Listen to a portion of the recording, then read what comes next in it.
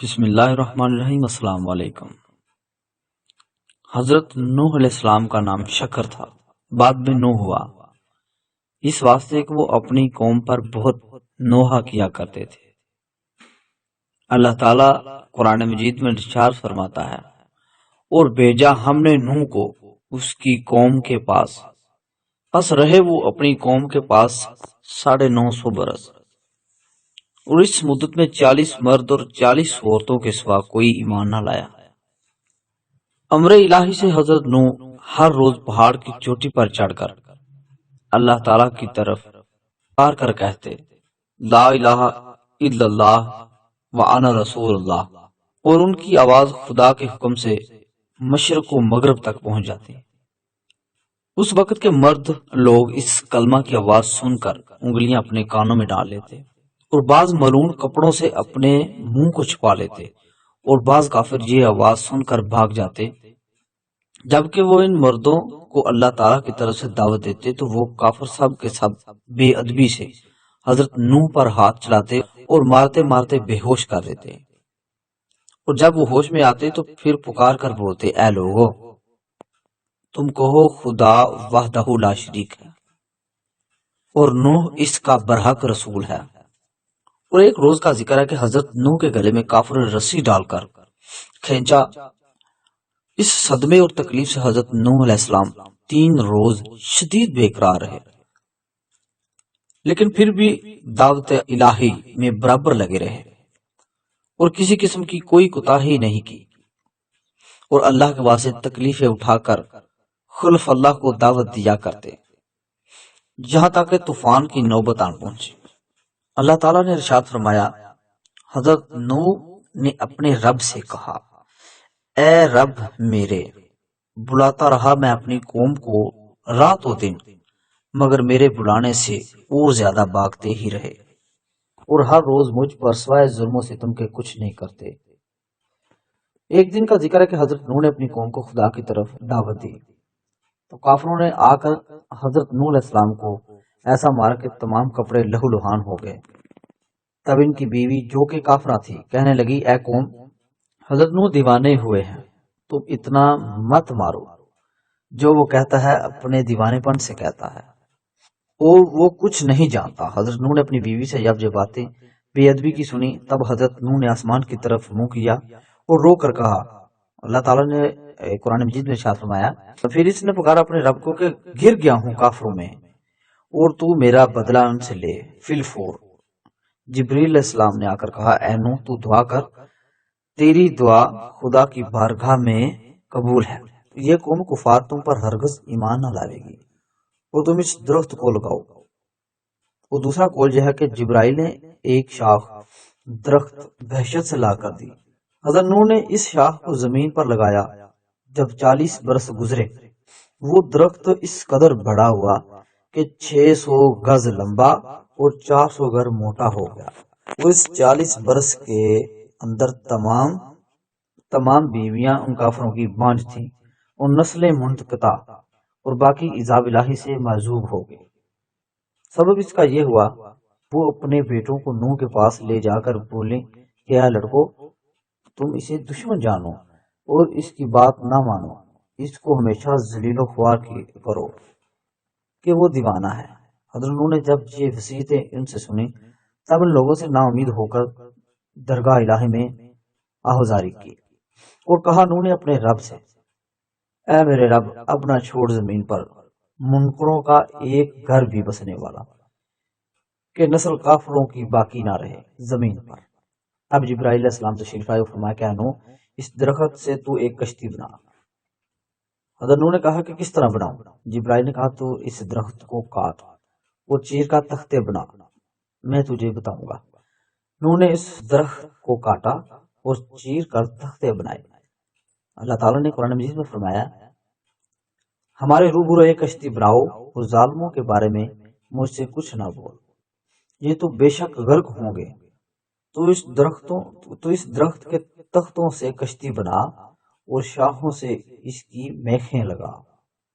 حضرت نوح نے جب تعلیم مکمل سیکھ لی حضرت جبرائیل سے، تو ان کی ہدایت کے مطابق درخت کے تختے بنائے پہلے تختے پر نام آدم علیہ السلام کا، اور دوسرے تختے پر نام شیش کا، اور تیسرے تختے پر نام ادریس کا، اور چوتھے تختے پر نام نوح کا، اور پانچویں تختے پر نام موسیٰ کا، اور چھٹے تختے پر نام صالح کا، اور ساتویں تختے پر نام ابراہیم علیہ السلام کا، اور اس طرح 1,24,000 تختے نام 1,00,000 پیغمبروں کے نکالے، یعنی کہ ہر تختے پر ایک ایک پیغمبر کا نام لکھا تھا، اور آخری تختے پر حضرت محمد صلی اللہ علیہ وآلہ وسلم کا تھا، جو کہ خاتم الانبیاء ہیں۔ طول اس کشتی کا 1,000 گز اور عرض اس کا 400 گز تھا۔ جب کشتی تیار ہوئی تو اس کشتی کو دیکھ کر کافر لوگ بہت ہنسے اور افسوس کرنے لگے، جیسا کہ اللہ تعالیٰ نے فرمایا، اور نوح کشتی بناتے تھے، اور جب اس قوم کے سردار اس جگہ سے گزرے تو ہنسی کرتے۔ اس پر نوح نے ان سے کہا کہ اگر تم ہنسی کرتے ہو ہم پر تو ہم ہنسے ہیں تم پر جیسے تم ہنستے، اور اب آگے جان لو کہ کس پر عذاب آتا ہے، عذاب رسوا کرنے والا اور ہمیشہ رہنے والا۔ ایک تفسیر میں لکھا ہے کہ وہ کافر ہنستے تھے کہ خشک زمین میں غرق ہونے کا بچاؤ کرتا ہے، اور حضرت نوح اس چیز پر ہنستے تھے کہ دیکھو ان کے ساتھ پر موت کھڑی ہے اور یہ لوگ ہنستے ہیں۔ غرض کشتی تیار ہو گئی، اس میں 4 تختے کم ہو گئے۔ حضرت نوح نے جبرائیل علیہ السلام سے کہا کہ حضرت محمد صلی اللہ علیہ وسلم خاتم الانبیاء ہیں، 4 تختے ان کے 4 دوست کے نام سے لگا دیں، حضرت ابوبکر صدیق، دوسرے پر حضرت عمر ابن خطاب، تیسرے پر حضرت عثمان غنی، اور چوتھے پر حضرت علی کے نام لگا دیں۔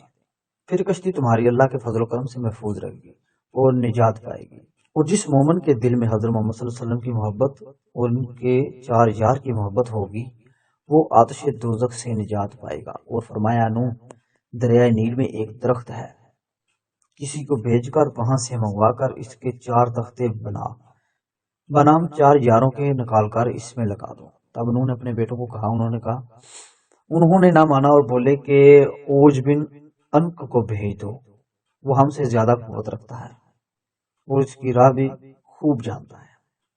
اسی وقت حضرت نوح نے اوج بن انک کو بلایا اور کہا کہ تو فلانے درخت کو دریا نیل سے لائے گا اور میں تجھ کو کھلا کر آسودہ کروں گا۔ اوج بن انک نے کہا تم میرے ساتھ عہد کرو۔ حضرت نوح علیہ السلام نے اس پر عہد کر لیا۔ اوج بن انک نے جا کر اس درخت کو جڑ سے اکھاڑ ڈالا۔ اب حضرت نوح نے 3 روٹیاں جو کی نکال کر اسے کھانے کو دی۔ اوج بن انک انہیں دیکھ کر ہنس دیا اور کہا اے حضرت نوح، میں 12,000 روٹیاں ایک وقت کھا لیتا ہوں۔ جب حضرت نوح نے 3 روٹیاں نکال کر اسے کھانے کو دی، اوج بن انک انہیں دیکھ کر ہنس دیا اور کہا اے حضرت نوح، میں 12,000 روٹیاں ایک وقت کھا لیتا ہوں، اور میں اپنے کھانے کا کیا حساب دوں؟ مجھے 3 فرض جو سے مجھے کیا ہوگا؟